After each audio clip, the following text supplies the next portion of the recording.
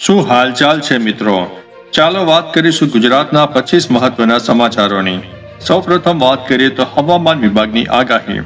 રાજ્યમાં વાદળછાયા વાતાવરણ વચ્ચે હળવા વરસાદી ઝાપટાની શક્યતાના પગલે માછીમારોને દરિયો ન ખેડવા માટે સૂચના આપી દેવામાં આવી છે.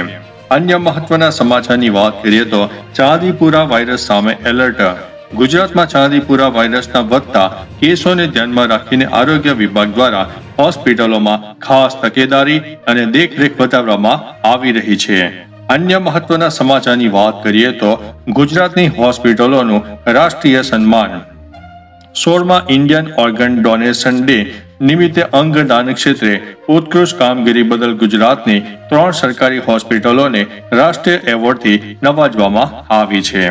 મિત્રો, આગળ વધીશું અને વાત કરીશું હાઈકોર્ટનો ટ્રાફિક અને માર્ગ સુરક્ષા નિર્દેશ. ગુજરાત હાઈકોર્ટે રાજ્ય સરકારને નિર્દેશ આપ્યો છે કે તમામ નવા બની રહેલા હાઈવે પર ટ્રોમા સેન્ટર ફરજિયાત તૈયાર કરવામાં આવે.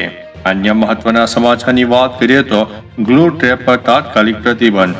ઉંદરો પકડવા માટે વપરાતા જીવલેણ ગ્લુ ટેપના ઉત્પાદન, વેચાણ અને ઉપયોગ ઉપર સમગ્ર ગુજરાતમાં તાત્કાલિક અસરથી રોક લગાવવામાં આવી છે.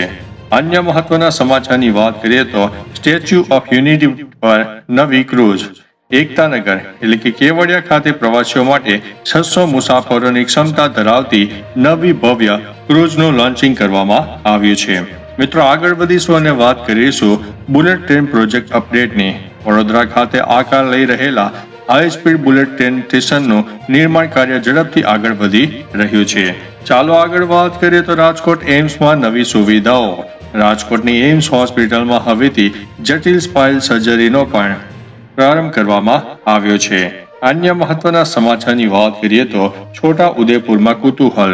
છોટા ઉદેપુરમાં એક 10 વર્ષ જૂના બોરવેલમાંથી અચાનક ગરમ પાણી નીકળવા લાગતા ગ્રામજનોમાં આશ્ચર્ય સર્જાયું છે.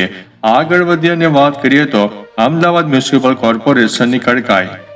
ચોમાસાની ઋતુમાં બાંધકામ સાઇટ પર મચ્છરોના બ્રીડિંગ મળશે તો એએમસી દ્વારા બિલ્ડરો સામે સીધી દંડનીય અને કાનૂની કાર્યવાહી કરવામાં આવશે. અન્ય મહત્વના સમાચારની વાત કરીએ તો બનાસકાંઠામાં રીંછનો ત્રાસ. પાલનપુરના હસનપુર અને રામપુરા વડલા ગામોમાં રીંછના હુમલાથી 6 થી 7 લોકો ઘાયલ થતા વન વિભાગ દોડતું થયું છે. આગળ વધીશું અને વાત કરીશું કોડીના દરિયાકાંઠે દુર્ઘટના. છારા ગામે દરિયાકાંઠે 5 કિશોરો લાપતા હતા, જેમાં માછીમારોએ 3 ને બચાવી લીધા છે. અન્ય 2ની શોધખોળ ચાલુ છે. અન્ય મહત્વના સમાચારની વાત કરીએ તો દક્ષિણ ગુજરાતમાં ગુજસી ટોક હેઠળ કાર્યવાહી. ગેરકાયદેસર દારૂના કારોબાર અને સંગઠિત અપરાધ સામે વલસાડ પોલીસ દ્વારા ગુજસી ટોક કાયદા હેઠળ કાર્યવાહી હાથ ધરવામાં આવી છે. અન્ય મહત્વના સમાચારની વાત કરીએ તો રાજકોટ ધોરાજી માર્ગ અકસ્માત. ધોરાજીમાં લવલી વેબ્રિજ નજીક ડમ્પરની અડફેટે આવતા માતા અને બાળપુત્રનું મોત નીપજ્યું છે.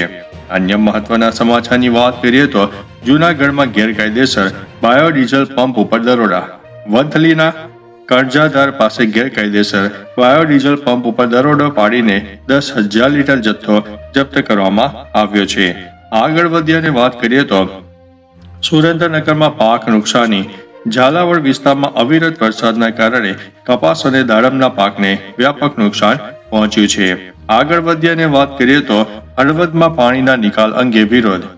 રણમલપુરમાં કુદરતી પાણી વહેતા રોકાતા 2000 વીઘામાં પાક નિષ્ફળ જતા ખેડૂતોએ તંત્ર સામે આક્રોશ વ્યક્ત કર્યો છે.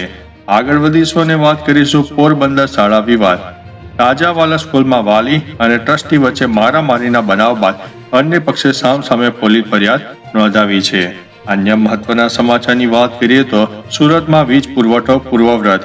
કીમના પૂરગ્રસ્ત વિસ્તારોમાં બોટ દ્વારા પહોંચીને વીજ કર્મચારીઓએ વીજ પુરવઠો પૂર્વવ્રત કર્યો છે. અન્ય મહત્વના સમાચારની વાત કરીએ તો ખેડા પોક્સો કેસ. ખેડામાં સગીરા પરના ગંભીર ગુના મામલે પોક્સો કોર્ટે 2 આરોપીઓને જામીન અરજી નામંજૂર કરી છે.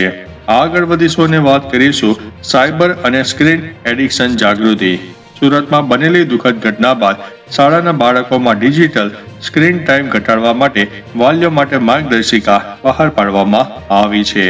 આગળ વધી અને વાત કરીએ તો સૌરાષ્ટ્રમાં વન્યજીવોનું આગમન. અમરેલી, જુનાગઢ અને ગીર સોમનાથના મુખ્ય માર્ગો પર મોડી રાત્રે સિંહોની મુક્ત અવરજવર જોવા મળી રહી છે. અન્ય મહત્વના સમાચારની વાત કરીએ તો નીચાણવાળા વિસ્તારોમાં ડી વોટરિંગ કામગીરી, નળકાંઠા અને સુરેન્દ્રનગરના ભરાયેલા પૂરના પાણીનો ઝડપથી નિકાલ કરવા માટે સ્થાનિક તંત્ર દ્વારા મોટા પંપો મૂકીને કામગીરી હાથ ધરવામાં આવી છે. આજે તારીખ 5 ઓગસ્ટ 2026 છે. તો આ હતા આજના મુખ્ય સમાચાર. ફરીથી દેશ અને દુનિયાના સુપરફાસ્ટ સમાચાર લઈને મળતા રહીશું. ત્યાં સુધી અમને રજા આપશો. નમસ્તે.